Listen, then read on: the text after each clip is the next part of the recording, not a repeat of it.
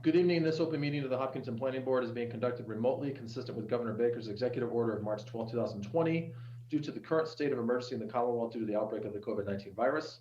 In order to mitigate the transmission of the COVID-19 virus, we are complying with the executive order that suspends the requirement of the open meeting law to have all meetings in a publicly accessible physical location.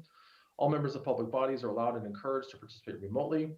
The executive order, which you can find posted with agenda materials for this meeting, allows public bodies to meet entirely remotely as long as the public body makes provisions through adequate alternative means to ensure interested members of the public are provided reasonable access to the deliberations of the meeting.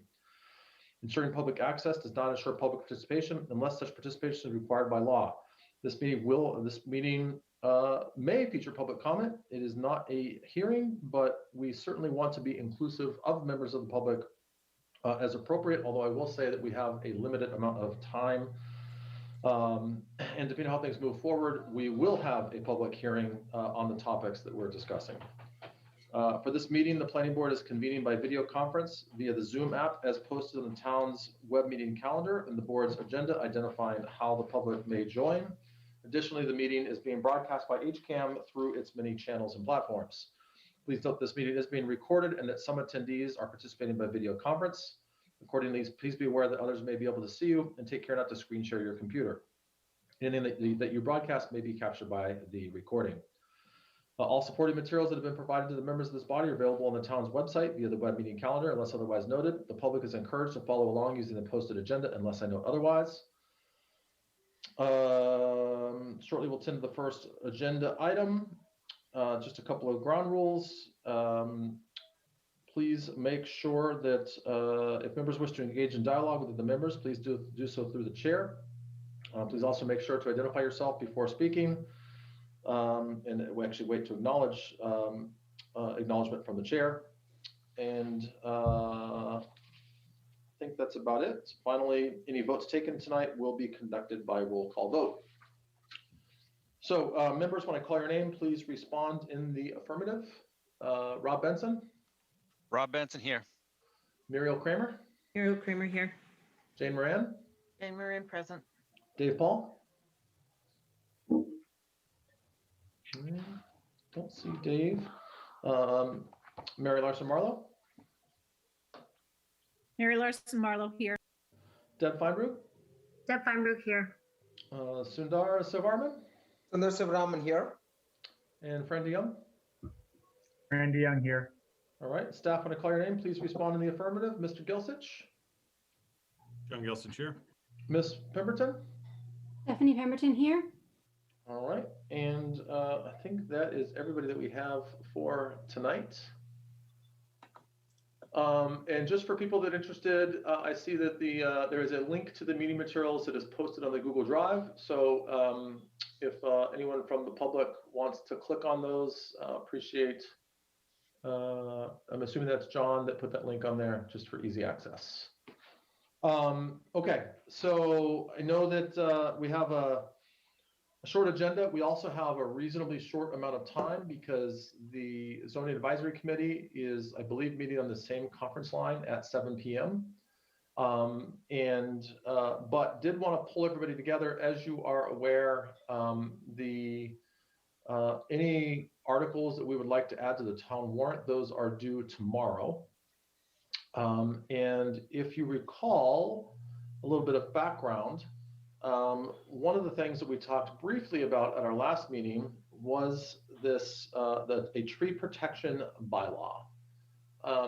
And just to update everybody from a process perspective, given that one of the options considered was a general bylaw, we thought that that might be best routed through the select board. The select board did have a brief discussion at their meeting on Tuesday and voted to not include it as an article of theirs because they felt that it was better aligned to the planning board. Hence the reason we called this meeting tonight. Our intent is not necessarily to go through the details of what this tree protection bylaw might entail, but rather to decide if we want to put a placeholder for a tree protection bylaw on the town meeting warrant. And to do that, we'd have to make a decision tonight. So that's effectively where we are. Any questions before we get into a little bit more discussion on this? Through the Mary. chair. Yes, Mary. Through the chair, one thing is that Zach, if this is put on the warrant, a placeholder is put on the warrant, Zach will work on this over the next month until the public hearing and present a reworded bylaw according to, whatever we discuss. And obviously there's, still the possibility that planning board will decide to not keep it on the bylaw or not keep it on the warrant, I should say, for town meeting, depending on what happens. Yeah, thanks, Mary. And so just from a process perspective, just to reiterate what Mary said, if we vote to add this to the town warrant, then Zach, actually starting tonight, will go back and work on wording this in a way that they see best fit with a lot of input from the Zoning Advisory Committee. We would then have a public hearing with the planning board, at which point we will flush all of this out, receive full input from the public, and make a decision on how we move forward. That will all occur before April 13th, which is when the signed warrant is due for town meeting. If we choose to not move this forward, then it won't be on the agenda for Zach, at least for this year's town meeting, and it won't move forward at town meeting, at least not through sponsorship from the planning board. Rob. You answered, you laid it out all there that I wanted everyone to hear, but I was gonna ask a question so you could lay that out. So thank you. Okay. And Jane, did you have a comment or question? I did. Well, comment also, you answered the question that April 13th evidently is going to be a public hearing, which is new information, which is good. No, sorry, just to correct you, that would be when the warrant is due. The hearing would be prior to that. So through the chair, the April 13th date is the date that the select board advertised that the warrant would be signed, at which point nothing can change. But tomorrow is the date that the warrant has to be structured. The articles have to be on, but it could still come on. Placeholders, yeah. Yep. Through the So chair. Jane, just to sort of solidify that, there would be a public hearing. My guess is probably March 29th. Through the chair, it's scheduled for March 1st. March 1st. I don't know if this one gets voted on. I don't know if we'll get a hearing advertised for this one, but all of the other ones are being advertised for March 1st, except for the overlay district. Okay, thanks, John. Jane. Okay, so just to circle back, there would be a public hearing for this conversation on March 1st or not? Either March 1st or March 15th. And that's enough time, evidently. Okay, so because I really feel that this is a lot of information that just came at us suddenly in the last few days. So I think we need to vet this. So I have, that will be interesting. Yeah. Go through this. It certainly is fast, and that's one of the reasons to talk about it tonight. I will say that the information was included in the meeting packet last week, and we did have at least some very high-level discussion, but certainly not to the level of detail that it needs.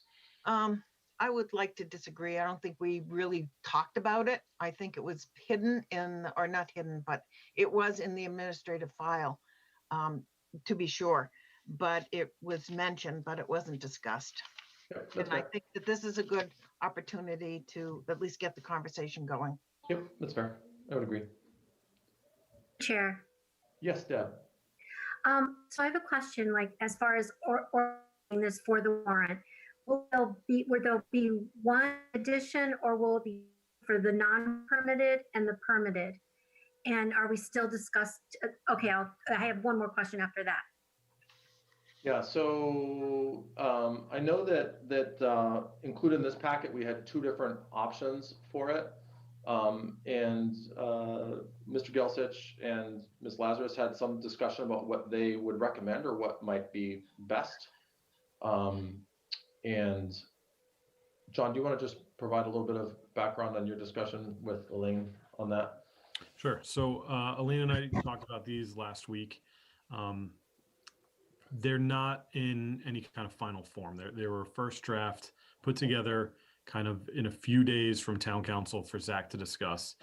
But there's going to need to be changes for them to be really focused around what Hopkinton needs and how we operate. So they put forth, just because that's how we discussed it at Zach, they put forth a permitted and non-permitted version. And I think Elaine, I don't want to speak for Elaine, but I think our conversation kind of agreed on that we should not have a non-permitted one because that prohibits cutting in certain areas. And I think that would just be a little tough to enforce. There's going to be a lot of loopholes and a lot of concerns with other types of permits and how it's written and all that kind of stuff. So having a bylaw that is through a permit process is probably the best route. And it doesn't have to be a special permit. That's how it's written in the draft bylaw. It's also written as a zoning bylaw. Those two things do not have to stay true. It could be a regular permit, kind of like a scenic road permit or a stormwater permit. It doesn't have to be a special permit. Special permit has certain restrictions and is regulated at the state level and all that kind of stuff. And it can also be a general bylaw. So again, scenic road and stormwater are not zoning articles. They're not zoning bylaws. They are general bylaws. So the planning board can put forth a general bylaw as well. And just to clarify, we don't need to finalize any of that level of detail tonight.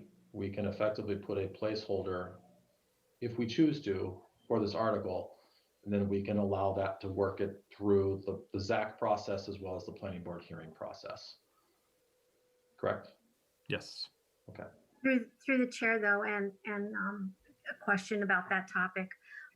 So if it's a bylaw, it's in some place out, it's in a different location in the warrant, correct?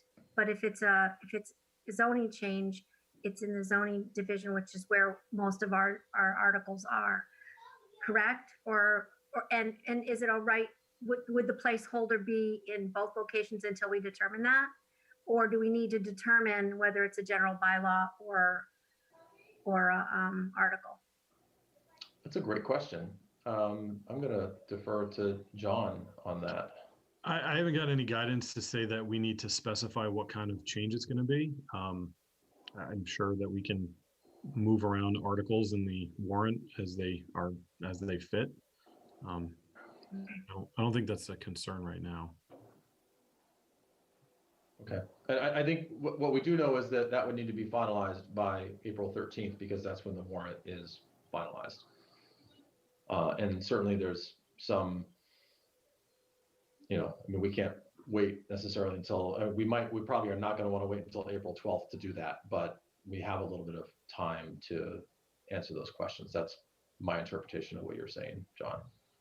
Yeah. And I mean, it may make sense if the board has strong feelings one way or the other to give guidance to Zach so they can word the language in a certain way. If it's going to be a zoning bylaw, if it's going to be a general bylaw, if the board wants to make that determination tonight, I think that may be helpful to Zach. Okay. Mary, would you be willing, go ahead. You have a question? Oh, yeah. I just had one point for consideration by everyone. And that is that there is a tree, just trees bylaw right now that is a general bylaw.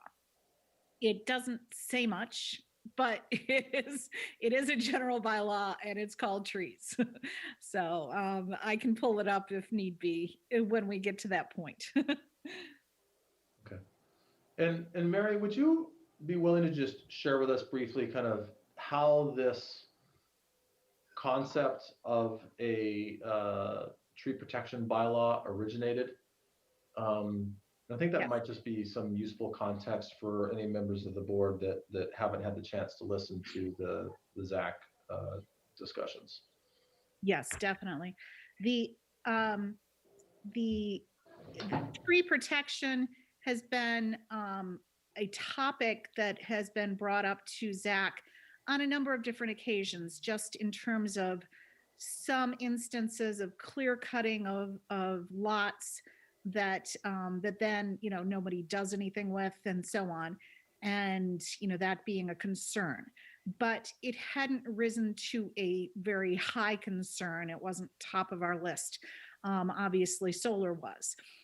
When we were examining the solar bylaw, we started out with our objectives for a change in this bylaw, what we were trying to accomplish.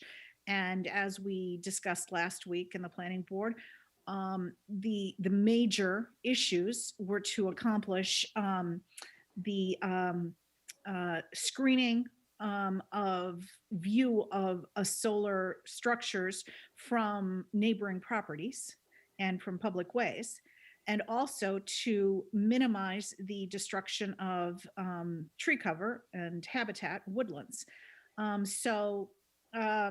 Ultimately, through our months of discussion and then with town council, we, in determining that we could not do a number of different options that we had hoped to consider for solar, we were limited to a primarily a screening protection in the solar bylaw. And therefore, we would need to do a separate bylaw that would cover all areas of development, not just solar, and address the tree cutting part of it. Otherwise, we have no protections against the clear cutting of trees in town at all. Considering what a heavily wooded town it is too, it's surprising that we don't. So if I could just kind of summarize that, as we've looked at all these different solar bylaw updates, I think there's kind of two themes that have stood out. One is appropriately screening them from abutters, and two is really our preference for installing them on brownfield sites or places where we don't necessarily need to clear a forest to install them. And so I think what's interesting about this, and town council was actually was involved in actually suggesting this concept, and they've been very involved in at least writing an initial draft. And I know there's been a lot of work in terms of understanding how other towns have written bylaws such as this, and there are a number of towns that have them. This is not something that is new. But I think I'll just tell you personally, for me, at first I was very sort of skeptical of this. It felt very restrictive and limiting. And I think that if done properly, it can be not only a tool to help us ensure that the right types of solar projects are installed, but can also be a tool to help encourage things like open space subdivisions and protect an asset that I think is really important to a lot of people across Hopkinton. So it's something that to me warrants some discussion. I realize that it's likely going to be controversial.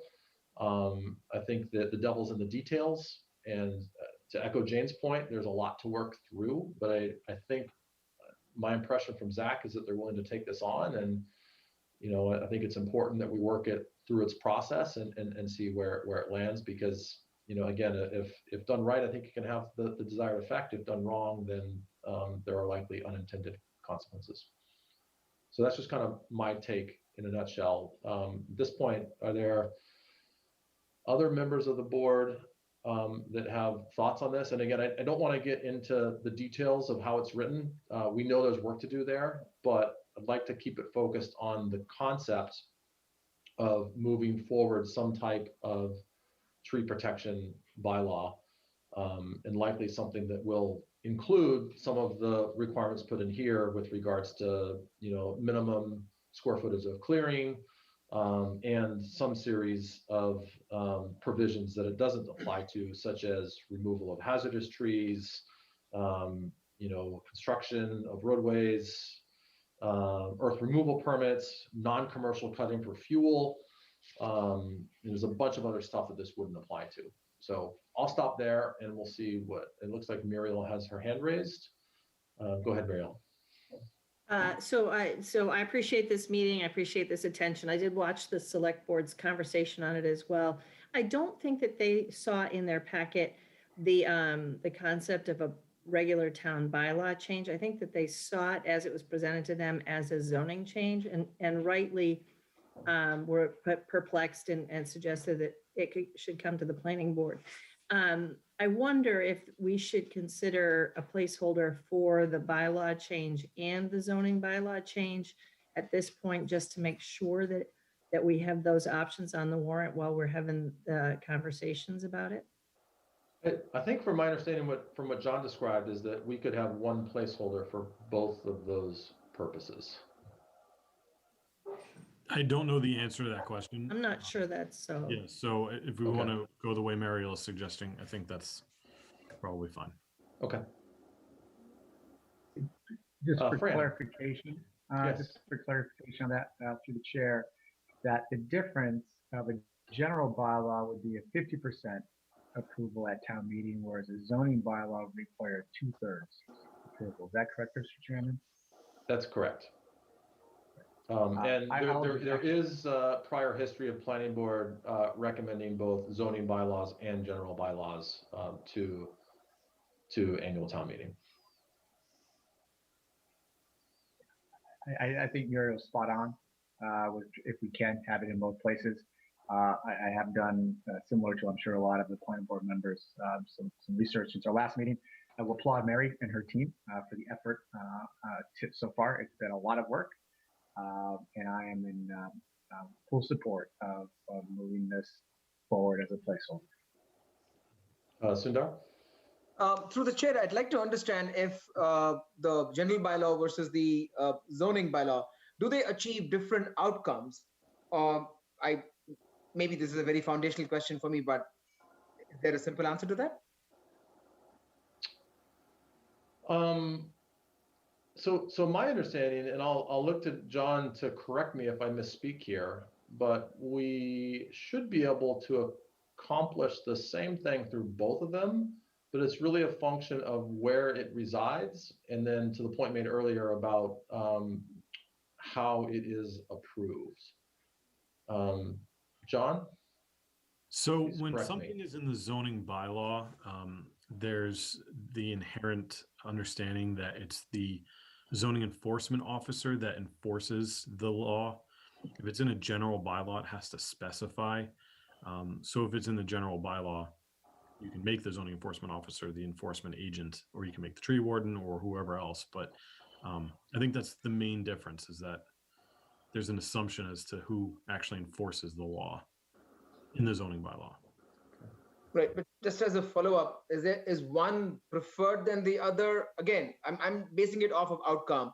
You've clarified that the outcome is exactly the same, but one is easier to pass because of the 50% of 50 plus 1, and the other one would require different majority. I'm just curious, if one is easier, why would we just not go for that? Why would we then go for the general bylaw in that case?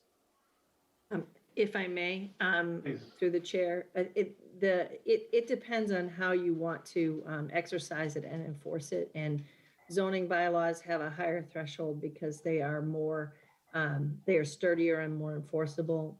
Okay. And give the town probably greater exercise of control. Okay. Thanks. Rob? So I think conceptually, there's a couple things. People, when it comes to town meeting and an actual vote, the details matter, and like we're not voting on the details right now, but conceptually, people don't want to be told what to do with their land, but they're okay, I believe, with saving natural resources. So in terms of a bylaw, I just look at it in the two draft versions. The land area just needs to be significantly bigger. Like I'm surrounded by homes that are on 3+ acres. Like every house in my general area is on 3+ acres. So if you're going to tell all these residents they can't do what they want with their land, that's going to be an issue at town meeting versus the general protection of natural resources. If it's other people's land, I think that's completely, everybody would be on board. But for a placeholder article, I'm going to support having a placeholder article and being able to work through those details. All right. And Rob, just to clarify, and at least the way the initial draft is written is that it would be land clearing activities of greater than, say, 1 acre. So Yeah, no, okay. I even get it, but as long as somebody puts in their head that I own 3 acres, about 25% is cleared for the house and the yard as it is. Oh, this could impact me. I think that's when people would take pause. Yep, that's fair, and I think that's useful input for Zach if this moves forward. Any other comments, questions from the board? And if not, you realize that we are short on time, but I know that there are a number of people from the public. So if anybody from the public wants to comment on this, please raise your hand or turn on your video or whatever else you'd like to do. I will ask that we keep public comments to 2 minutes or less, just because we are on a tight timeline here. And again, I'll also just remind folks that if this does move forward, it will go through a full hearing process, at which point you will have a lot more time to share your input or perspective.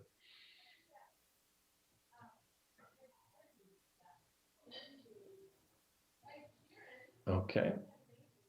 And if not, then just kind of what I'm hearing is that it sounds like if we're going to move forward, that it makes sense to move forward with a placeholder for the general bylaw and zoning bylaw. Is that, if everybody sort of nods their heads, that makes sense. So we'll do these one at a time. So I will. Through the chair, does everybody, just for the public's benefit, does everybody know how to use the raise hand if they have any comments or, I'm not.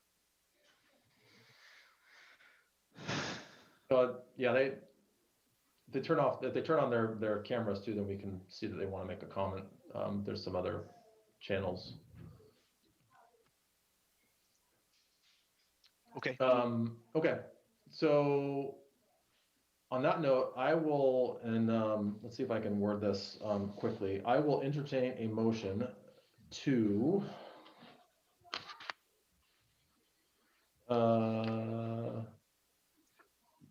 establish, or to John, I'm gonna look for you to help. Are we establishing a new article on tree protection bylaw, or to Mary's point, would we be modifying an existing tree bylaw? So if Mary can correct me if I'm wrong, I think the tree bylaw is a chapter of the general bylaws. So this would be a new article within the chapter on the general bylaws. It would also be a new article if you made it a zoning bylaw, since that is all within one chapter. Yes. Okay, so on that note, I will entertain a motion to establish a new article for the purposes of tree protection as a general bylaw. Do I need more than that, John? Is that sufficient? Do we want to talk about whether it's going to involve a permit or not? I'd leave that to Zach. And hearing your advice that it should, so. Is everyone else comfortable with that? Through the chair, as long as that's okay to do it, as long as we can. Yeah, well, I mean, at least at this point from our professional staff, that's the guidance, and I don't have any reason to recommend against that. But to Mary's point, knowing there's a lot of work to do to flush this out, I think that we can allow Zach to make that determination, collect input from the various places, and put forth what they think is the best bylaw language. So moved, Sundar Sivaraman. I'll second that. Okay, any further discussion? So through the chair, if I may, Yes. what I'll be sending to Elaine for the warrant is essentially what the town council has prepared, because that's just the language that we have. I'll ask and see if she can just take a more general, the planning board is establishing a tree protection bylaw, and see if just that short language is appropriate, but otherwise it would be the language that the town council sent, and then we would Okay. just amend that. So how about this? I'm gonna revise my I'm gonna revise my statement to be, I'll entertain a motion to establish a new general bylaw for the purpose of protecting the health, safety, and property of the residents of the town of Hopkinton by regulating tree, vegetation, and other clearing activities associated with land development and preserving existing trees and vegetation, preventing erosion and sedimentation of inland and ponds and other water bodies, controlling stormwater runoff, minimizing fragmentation of wildlife habitat, and loss of vegetation. Rob Benson, so moved. Deb Feinberg, Seconded. second. Okay, and with no further discussion, we'll move to roll call vote. Mr. Benson? Rob Benson, yes. Muriel? Muriel Kramer, yes. Jane? Jane Moran, yes, because I'm looking forward to having a healthy discussion. And I don't think Dave is on yet, or Dave is on. Mary? Mary Larson Marlowe, yes. Deb? Deb Feinberg, yes. Sundar? Sundar Sivaraman, yes. Fran? Randy Young, yes. And Gary Trendle is a yes. So that motion carries 8-0. Secondly, I will entertain a motion to establish a new zoning bylaw for the purpose of protecting the health, safety, and property of the residents of the town of Hopkinton by regulating tree, vegetation, and other clearing activities associated with land development and preserving existing trees and vegetation, preventing erosion and sedimentation of inland and ponds and other water bodies, controlling stormwater runoff, minimizing fragmentation of wildlife habitat, and loss of vegetation. Rob Benson, so moved. Deborah Feinberg, second. All right. Discussion? and- Discussion. Yes, Fran. Mr. Chairman, maybe this is better directed toward Mary. Will Zach then make the determination as to which of the two bylaws to move forward with, or will we let them kind of figure that piece out? Do we have any direction, I guess, for Zach on this? We will discuss it, Bylaws and there, essentially. and we will get advice from town council as well. And we'll make a recommendation to planning board. Thank you. Yeah, I think just to reiterate that partnership with town council is really important. We know this is one that needs to be done carefully and thoughtfully, and I'm grateful to have their engagement thus far. And I think they're going to be an important part of the process moving forward. All right, so in light of no further discussion, we will vote. Rob? Rob Benson, yes. Muriel? Muriel Kramer, yes. Jane? Okay, so I'm really torn here because I'm worried because in several of the past meetings, we've specifically, or it has been mentioned that this bylaw is out there just to, or mainly to prevent solar from coming in. And yet the language in this that I've read so far is across the board, residential, commercial, and industrial, agricultural, I'm sorry. So I'm worried about and maybe this is something to bring up to Zach, I'm worried about the potential for future lawsuits and if that could be a problem going forward. We will So bring it for up. that reason, go ahead, Mary. I'm sorry, I said we will definitely bring that up with town council. Okay, so for that reason, I'm reluctant to vote in the affirmative at this point. I don't want to put the town at risk. So at this point, I would vote negative. Mary? Mary Larson Marlowe, yes, but I also have a comment. I invite all members of the planning board and all members of the public who are on right now to call in again at 7 and listen to the discussion that Zach has. So just one point of order for everyone. If we could try to avoid the discussion during the vote, we have a discussion prior to, and I realize it's important information, Mary, but just from a process perspective, I don't think it's fair to offer up additional information midway through a vote that Fair enough. wasn't Thank brought you. up previously. Deb? Deborah Feinberg, yes. Sundar? Sundar Sivaraman, yes. Fran? Fran DeYoung, yes.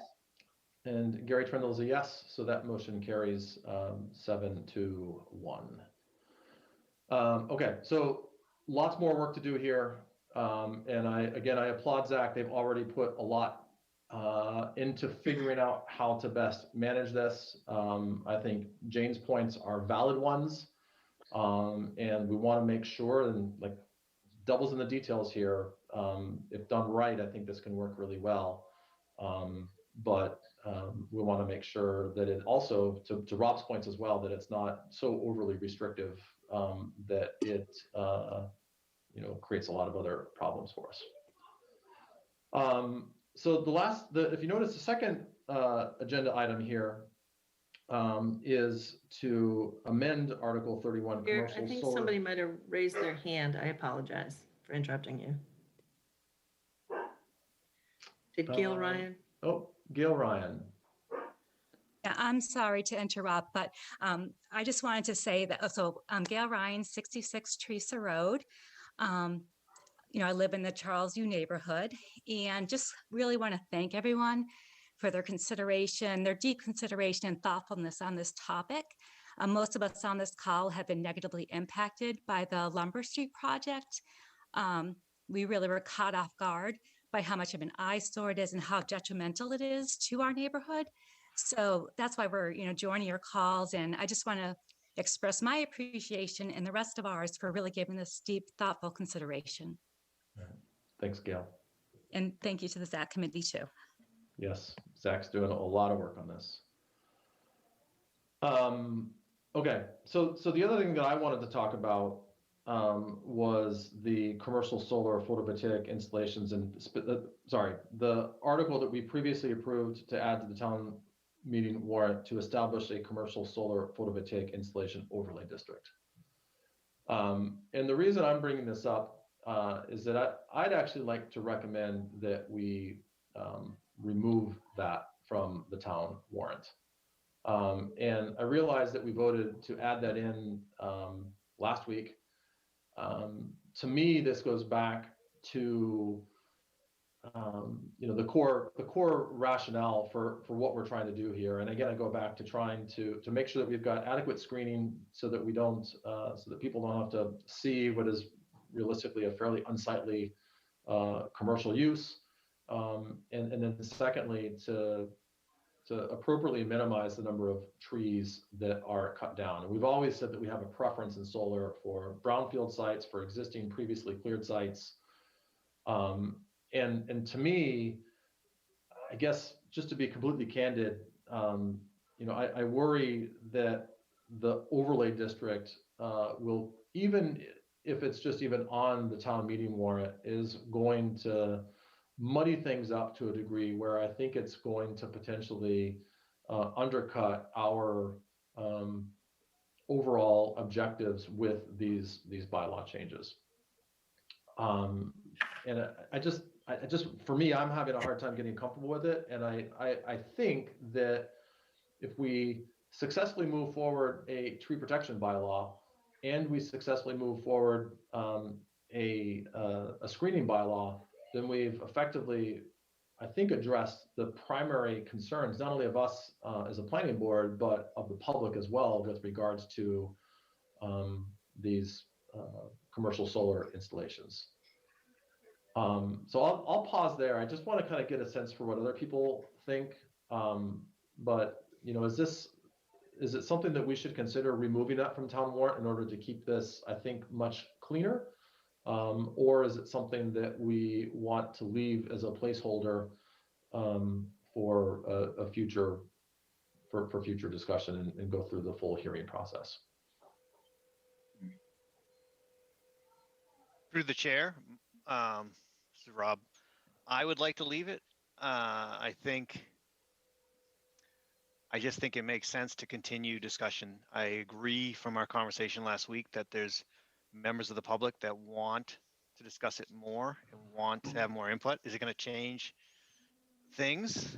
I think we're in a situation where the reality is there's unknown in legal precedents. So we're trying to use our town council to kind of predict the future. And I know as an individual person that lives in town, not that just causes me some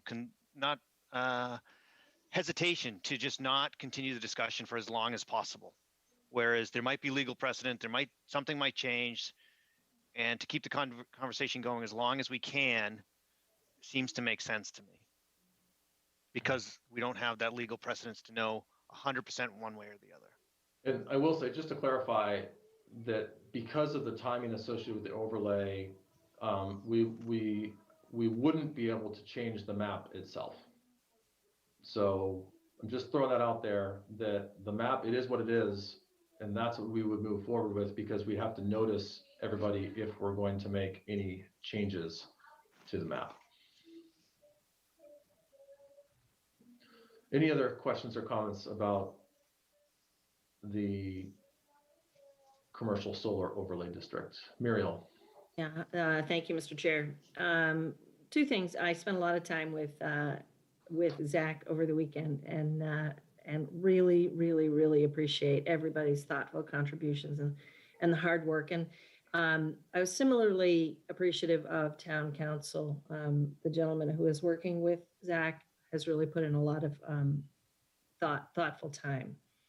I am hesitant to take it off because I just want to make sure that I have an open mind to take it off before the warrant is finalized, but I want to make sure that the public has an opportunity through our process to see it happen and understand the decision making and have a chance to give their initial feedback to the sort of the array of options. And I know that's not the easiest, necessarily the easiest or cleanest way. I appreciate, Mr. Chair, that you are uncomfortable going forward yourself with the overlay. And I'm not sure I'm comfortable going forward with the overlay, so I'm not making a firm commitment to it.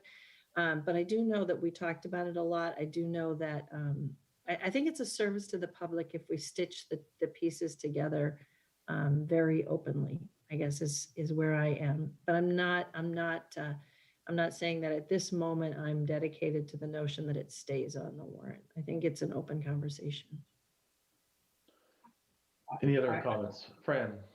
I would, Mr. Chairman, I would echo that sentiment. I do think there is a bit of public, I don't say groundswell, but I think they're expecting a little bit deeper discussion around that. And I think when you watch the ZAC hearings and you hear what town council has to recommend, I think it provides a perspective on things in a broadly based scenario that the other things that we've talked about this evening and what Zach has put forth makes sense.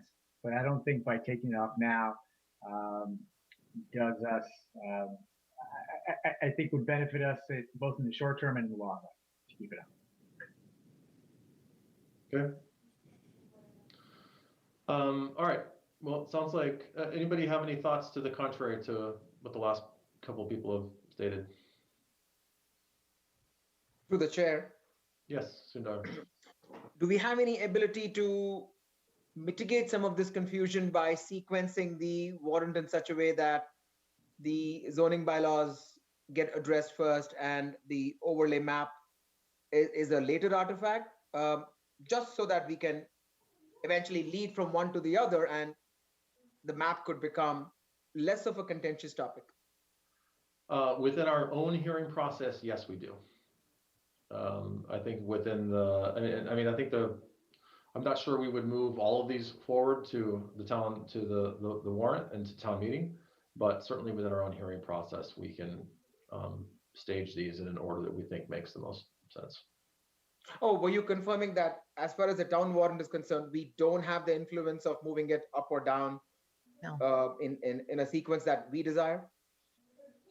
We can make a request, but we don't control the warrant order. Jane. Gary, I agree with you. I think that having both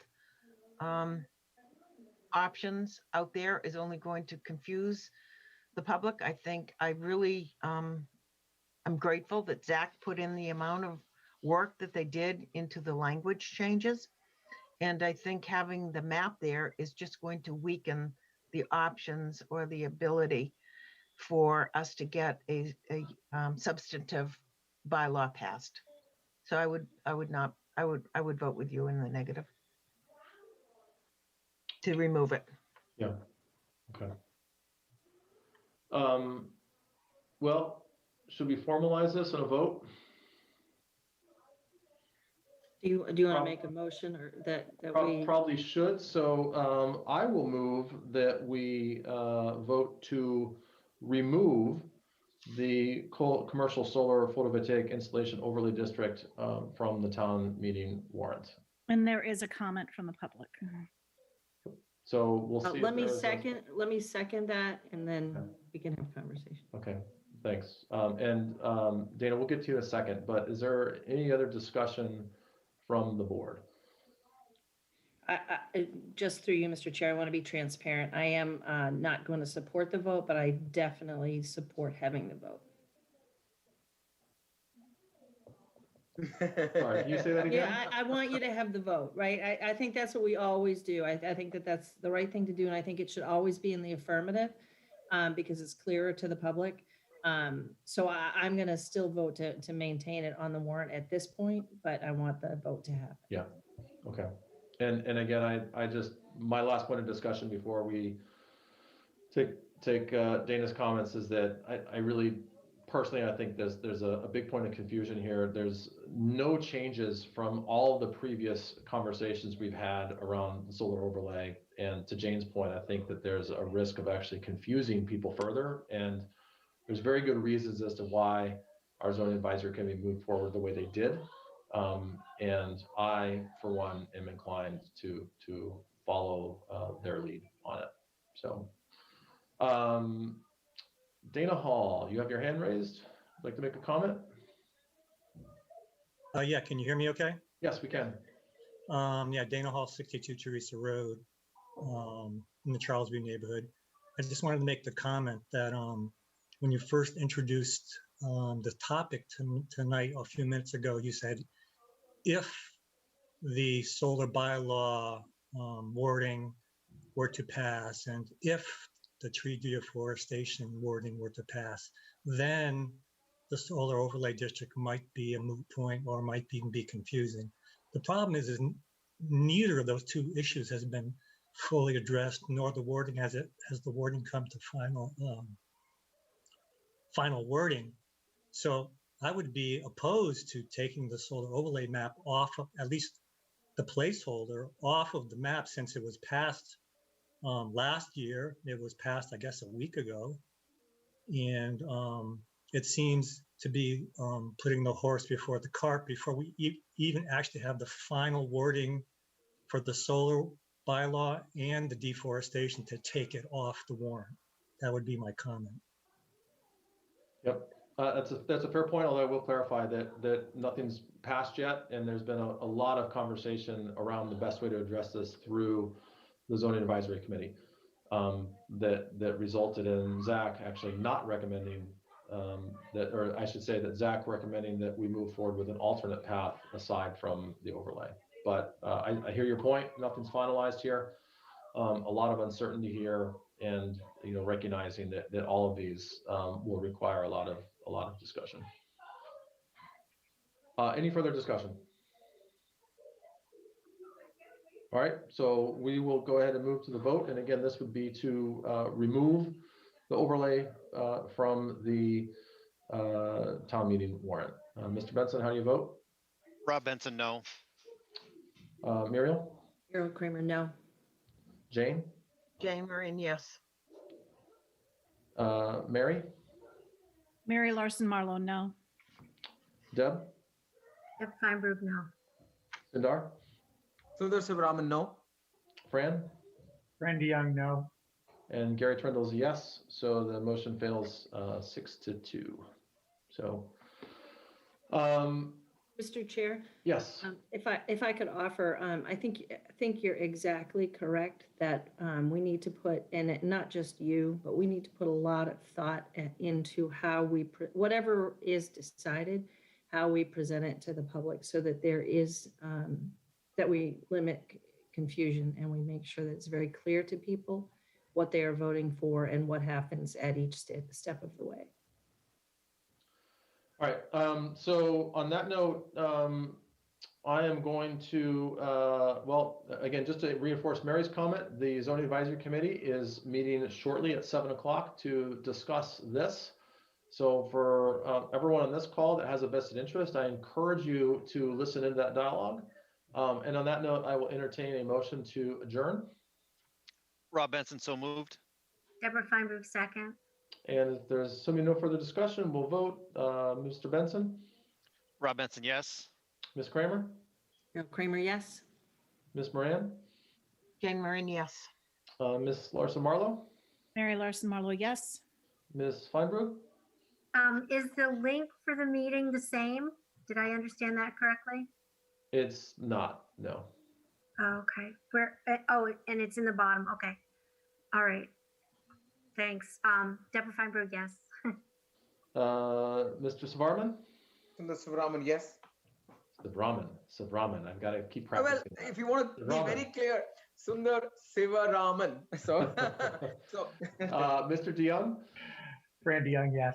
And Gary Trimble's yes. So thanks everyone, appreciate the efficiency and hope you all join the ZAC meeting at 7 o'clock. Have a good night. Thanks, everyone. Thank you.